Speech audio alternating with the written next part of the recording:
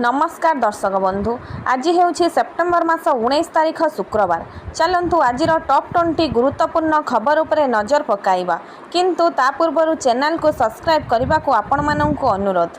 चलंतु संपूर्ण खबर जानिबा। नंबर 1 रे रहिछि मागणा रे बस रे जिबे स्कूल छात्र छात्री। स्कूल छात्र छात्री मागणा मुख्यमंत्री बस सेवा को अनुमोदन। समस्त विद्यालय छात्र छात्री मागणा बस यात्रा पाई योग्य। आउ बस रे जिबा पाई हेले स्कूल यूनिफॉर्म पिंधि आई कार्ड देखाइले पड़िबनी बस भड़ा। मुख्यमंत्री बस सेवा योजना रे मिलिबो सुविधा। स्कूल पिलांकु नजर रे रखी बस चलाचल समय परिवर्तन हेबो, जेपरि अधिकरू अधिक पिला बस सेवा पाई पारिबे ताहाकु गुरुत्व दिया जाइछि। सविशेष तथ्य देबाकु जिला शिक्षाधिकारी माननकु परामर्श दिया जाइछि। नंबर 2 रे रहिछि सुस्थ हेउछंती अभिनेता बुधादित्य महांती। हॉलीवुड अभिनेता बुधादित्य महांतीଙ୍କ स्वास्थ्यावस्था रे उन्नति होइछि। सेप्टेम्बर 16 रे फुसफुस संक्रमण हेतु तांकु कटक रे एक घरोई हॉस्पिटल रे भर्ती करा जाइथिला। डाक्टरଙ୍କ कहिबा अनुसार एहा एक सामान्य संक्रमण एवं चिंतार कौनसी कारण नाही। समस्त आवश्यक परीक्षा करा जाइछि और रिपोर्ट अनुसार तांकर कौनसी गुरुतर रोग नाही। संपूर्ण शरीर परीक्षारु जणा पड़िछि जे तांकर शारीरिक स्थिति स्वाभाविक अछि। नंबर 3 रे रहिछि राज्य सरकारଙ୍କ बड़ निष्पत्ति। आसंता 20 तारिखरु राज्यर समस्त सरकारी और सरकारी अनुदान प्राप्त विद्यालय रे 100% शिक्षयित्री शिक्षक एवं छात्री छात्रଙ୍କ unified automation system AAS module उपस्थान लागू हेबो। एनै ओसेपार राज्य प्रकल्प निर्देशक अनन्या दास मंगलवार समस्त जिला शिक्षा अधिकारी को निर्देश दैछंती। नंबर 4 रे रहिछि शुभमित्रा हत्या घटना रे सामना को आसिला आउ एक नुआ तथ्य। महिला कनेस्टेबल शुभमित्रा साहू हत्या घटना रे पुणी एक नुआ मोड़ आसीछि। अभियुक्त दीपक राउत तांको प्रथम स्त्री अपर्णा को मध्य हत्या करिथिले। मृत्युर 3 वर्ष परे मुह खोलिछंती प्रथम स्त्री परिवार लोके। मृत अपर्णा मां कहिछंती तांको झियो को दीपक मारी देइछंती। से आहुरी मध्य कहिछंती सेतेबेले आम पाखरे बळ नथिला, लोक बळ भी नथिला, परिस्थिति खराब थिला, तेणु तदंत होई पारिलानी। कालीर घटना परे भाबुछु आम झियो को दीपक ही मारिछि, निजे मारी दुर्घटना कथा कहूछि। आमको न्याय मिलु बोली अपर्णा भौणी रोजालिन भी कहिछंती। नंबर 5 रे रहिछि अनास्था आनिला कांग्रेस। सरकार विरोध में अनास्था आनिला कांग्रेस। एने कांग्रेस रो विधायक माने चिट्ठी देबा सहित मोहन सरकार विरोध में अनास्था आनिछंती। तेबे एही अनास्था प्रस्ताव नहीं 15 विधायकଙ୍କ समर्थन थिबा नै कांग्रेस नेता दाबी करिछंती। अन्यपटे बीजेडी किंतु एपर्यंत अनास्था प्रस्ताव को समर्थन जणाइनी। नंबर 6 रे रहिछि नवीनଙ୍କ चेम्बर रे कांग्रेस विधायक। राज्य राजनीति रे पुणी थरे अनास्था चर्चा। एही अनास्था प्रस्ताव रे कांग्रेस 12 विधायक और जणे सीपीआईएम विधायकଙ୍କ समर्थन रहिछि।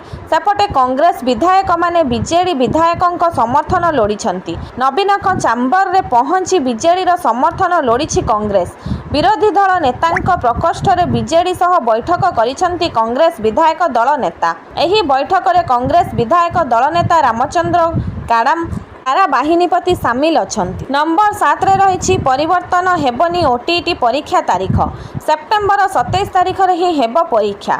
एही परीक्षा ठीक भाबे करिबाकू सबु आयोजन होईछि बोली विद्यालय और गणशिक्षा मंत्री नित्यानंद गंड कहिछंती। तबे शिक्षक माने सेप्टेम्बर 27 रु नेई आपत्ति उठाइथिले, कारण सेदिन कार्य दिवस रहिछि। परीक्षा देबे ना स्कूल को जिबे, ए नै शिक्षक माननको द्वंद्व दूर होई पारिने। नंबर 8 रे रहिछि भद्रक बाईपास छकरे जबरदखल उच्छेद। भद्रक बाईपास छकरे गुरुवार द्वितीय दिन में जबरदखल उच्छेद करा जाइछि। प्रशासन पक्षरु एही उच्छेद आरंभ करा जाइथिबा बेले भद्रक चांदबाली रोड बाईपास छकठारु सरकार नगर पर्यंत जबरदखल उच्छेद करा जाउछि। एही रास्ता रे उभय पार्श्व रे दीर्घ वर्ष हेला लोकमाने सरकारी जमी को जबरदखल करी दुकान और कोठाघर निर्माण करी व्यवसाय चलाइथिले। नंबर 9 रे रहिछि राजधानी रे चांचल्य। स्कूल डस्टबिन लु मिलिला नवजात शिशुपुत्रर मृतदेह, जहाँकि स्थानीय अंचल रे चर्चार केन्द्रबिंदु पलटिछि। तेबे घटनाटी हेउछि राजधानी भुवनेश्वरर एक घरोई स्कूल हत्यारे थिबा एक डस्टबिन लु नवजातर मृतदेह मिलिबा घटना समस्तंकु चकित करि देइछि। खबर पाइबा परे पुलिस घटनास्थल रे पहुंची नवजात शिशुपुत्रर मृतदेह को जबत करी तदंत आरंभ करिछि। हेले एठी प्रश्न उठुछि स्कूल हत्या भितरु शिशुपुत्रर मृतदेह आसिला किपरि? एहा कौनसी कुंवारी मार छुआ ना कौनसी छात्रीर। तेबे देखाजाऊ पुलिस एही घटनार केमिति पर्दाफाश करुछि। नंबर 10 रे रही सरकारंक बड़ घोषणा, पेंशन पाइबे सुभद्रा हिताधिकारी। 60 वर्ष होईगले सुभद्रा हिताधिकारी को मिलिबो पेंशन। एमबीपीवाई और एनएसएपी हिताधिकारी को एने अंतर्भुक्त करा जिवो। 60 वर्ष परे हिताधिकारी को एथिरे आवेदन करने को पड़िबो। अधिक वयस्क और दुर्बल लोकों को अधिक प्राथमिकता दियाजिबो बोली कहिसेंती प्रभाती परिडा। तेबे मधुबाबू पेंशन योजना रे जोड़ी हेबे सुभद्रा हिताधिकारी। नंबर 11 रे रही सार पाई राति 4टारू लाइन लगाई चाषी। छेंडीपदा ब्लॉक रो सार संकट। आज सकाळे अनुगुल जिला पैक्स पक्षरु बागड़िया सेवा समवाय समिति रे चाषी को सार जोगाई दिया जिबाकु योजना रही। राति 4टारू सार पाई चाषी भिड़ देखा मिली। धाड़ी रे लोक माने आधार कार्ड रखी समवाय समिति सामना रे लाइन लगाई। नंबर 12 रे रही 1 अक्टोबर रु लागिबो एनपीएस रो नुआ नियम। पेंशन पांठी नियामक एवं विकास प्राधिकरण पीएफआरडीए जातीय पेंशन प्रणाली एनपीएस रे एक बड़ परिवर्तन करिछि। अक्टोबर 1, 2025 ठारू अण सरकारी एनपीएस ग्राहक माने सेमानंकर संपूर्ण pension cursor 100% equity linked scheme रे निवेश करि पारिबे। पूर्वरु इक्विटी निवेश सीमा 75% थिला, किंतु एही नूतन नियम एही सीमा को हटाई देबो।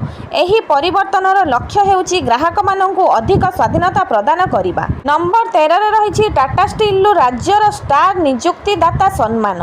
ओडिशार मान्यवर मुख्यमंत्री श्री मोहन चरण माझी टाटा स्टील को राज्यर अन्यतम स्टार एम्पायर भावे सम्मानित करिछंती।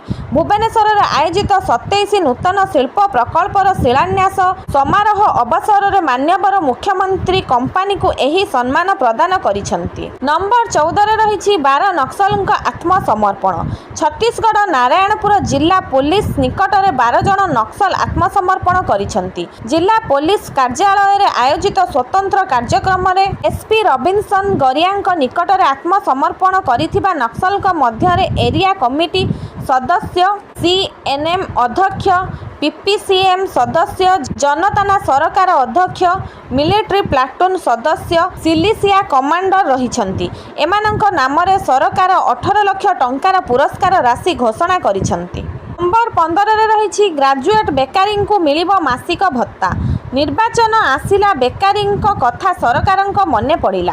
दीर्घ 5 वर्ष सरकार रे रहिबा भितरे प्रतिटी सरकार बेकार युवक युवती को प्रताड़ित करुथिबा बेले निर्वाचन आसिले भोट राजनीति को ओल्हाई बेकारी कुंभीर कांदणा कांदंती। एही क्रम रे एबे बिहार रे विधानसभा निर्वाचन हेबाकू जाउथिबा बेले नीतीश सरकार राज्यर लक्ष लक्ष बेकार युवक युवती को प्रलोभित करबाकू एक भत्ता घोषणा करिसंती। नीतीशଙ୍କ घोषणा मुताबक राज्यर 20 रु 25 वर्ष मध्य थिबा ग्रेजुएट बेकारी माननकू सरकार मासिक 1000 टंका प्रदान करिवे। एही भत्ता सर्वाधिक 2 वर्ष पर्यंत प्रदान करा जिवो। नंबर 16 रे रहिछि भारत उपरु शुल्क हटाइबो अमेरिका। भांगीगला अमेरिका राष्ट्रपति डोनाल्ड ट्रम्प का गर्व। किछि दिन हेबो भारत उपरे टैरिफ बम पकाइथिले ट्रम्प, हेले एबे से बम फुसकी जिबाकू बसिछि। एहा कहिबार अर्थ हेउछि भारत उपरे लगाइथिबा अतिरिक्त शुल्क 25% कमाई पारे अमेरिका। जवाबी शुल्क मध्य कमी 10 रु 15% होई पारे। 8 रु 10 सप्ताह मध्य रे एही स्थिति सामान्य हेबा संभावना रहिछि। ए नै प्रधानमंत्री आर्थिक परामर्शदाता अनंत नागेश्वरन सूचना देइछंती। नंबर 17 रे रहिछि बेलारूस रे बड़ शक्ति प्रदर्शन। भारत, रूस, ईरान और बेलारूस रो मिलित शक्ति प्रदर्शन। तीनोटी अमेरिका विरोधी देशमानंक सह एकाठी मिसी युद्धाभ्यास करिछि भारत। एहा अमेरिकार दबदबा प्रति एक कड़ा जवाब बोली कुहा जाउछि। मध्य प्राच्य रे युद्ध चिंता को नै अमेरिका सह ईरान रो तिक्तता, यूक्रेन सह युद्ध को नै रूस सह विवाद, टैरिफ को नै भारत और बिगुडुथिबा संपर्क भितरे एबे बेलारूस रे मिलित शक्ति प्रदर्शन देखा मिली। नंबर 18 रे रही गाजा रे आक्रमण तीव्र, घर छाड़िले 4 लाख लोक। इस्राएल गाजा उपरे भयंकर आक्रमण जारी रखिछि। इस्राएल गाजा उपरे भयंकर आक्रमण जारी रखिछि। मंगलवार और बुधवार राति रे इस्राएल गाजा उपरे मोट 50टी आक्रमण करिथिला। एहा सहित इस्राएल गत गोटिए दिन मध्य गाजा उपरे 150 रु अधिक आक्रमण करिछि। ପରିସ୍ଥିତି ଏପରି ହୋଇଛି ଯେ କିଛି ଦିନ ମଧ୍ୟରେ 4 ଲକ୍ଷ ଲୋକ ଗାଜାରୁ ପଳାୟନ କରିଛନ୍ତି। ନମ୍ବର 19ରେ ରହିଛି ଆସନ୍ତା 22 ତାରିଖ ପର୍ଯ୍ୟନ୍ତ ରାଜ୍ୟରେ ଘଡ଼ଘଡ଼ି ବର୍ଷା ଲାଗି ରହିବା ନେଇ ଭୁବନେଶ୍ୱର ସ୍ଥିତ ପାଣିପାଗ କେନ୍ଦ୍ର ପକ୍ଷରୁ ପୂର୍ବାନୁମାନ କରାଯାଇଛି। ବିଶେଷ କରି ଉପକୂଳ ଓଡ଼ିଶାରେ ବର୍ଷାର ପ୍ରକୋପ ଅଧିକ ରହିବ। ଆସନ୍ତା 24 ଘଣ୍ଟା ମଧ୍ୟରେ ରାଜ୍ୟର 13ଟି ଜିଲ୍ଲାକୁ ଘଡ଼ଘଡ଼ି ସହ ବର୍ଷା ହେବା ନେଇ ୟେଲୋ ୱାର୍ଣ୍ଣିଂ ଜାରି କରାଯାଇଛି। ନମ୍ବର 20ରେ ରହିଛି ଏସିଆ କପ୍ରେ ପୁଣି ଭାରତ ପାକିସ୍ତାନ ମ୍ୟାଚ୍। ବୁଧବାର ପାକିସ୍ତାନ ଏବଂ ୟୁଏଇ ମଧ୍ୟରେ ଖେଳାଯାଇଥିବା ଏସିଆ କପ୍ର 10ମ ମ୍ୟାଚ୍ରେ ପାକିସ୍ତାନ 41 ରନ୍ରେ ବିଜୟୀ ହୋଇଛି। ଏହି ବିଜୟ ସହିତ ପାକିସ୍ତାନ ସୁପର 4 ପାଇଁ ଯୋଗ୍ୟତା ଅର୍ଜନ କରିଛି। ଯେତେବେଳେ ଆୟୋଜକ ୟୁଏଇର ଯାତ୍ରା ଏବେ ଶେଷ ହୋଇଛି, ଟିମ୍ ଇଣ୍ଡିଆ ଏବଂ ପାକିସ୍ତାନ ଗ୍ରୁପ୍ ଏରୁ ଯୋଗ୍ୟତା ଅର୍ଜନ କରିଛନ୍ତି।